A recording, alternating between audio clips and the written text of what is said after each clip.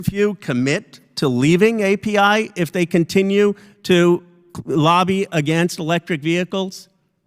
Will any of you commit to leaving them if they're lobbying against electric vehicles? You know what? Here's what's so frustrating, because I really don't think you're as bad as the CEOs of the past. I don't. I think you have tough jobs. You got there.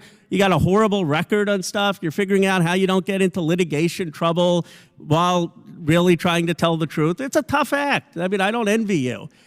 And I don't believe you purposely want to be out there spreading climate disinformation. But you're funding these groups, and they're really having an impact. You know, they're spending millions of dollars in Congress to kill electric vehicles.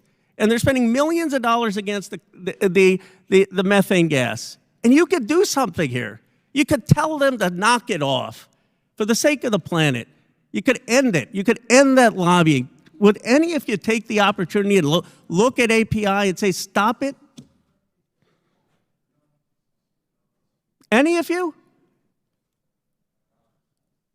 Will you commit to, could you commit, any of you?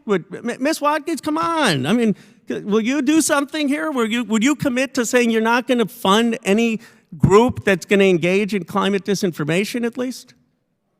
Chairman Khanna, what I'll commit to is continuing to be an active member of the API. And we discuss many issues in the API, some of which have to do with climate policy. And I'm really pleased that Let me ask this.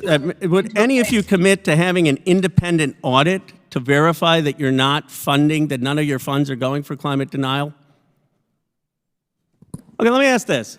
All of you, raise your hand if you think the climate crisis is one of the most important crises that humanity faces. Just raise your hand. I think all of you do. It's important? Yes, it's right. And, you know, I understand you fund things for a lot of reasons. You're the CEOs. You can't track all the details.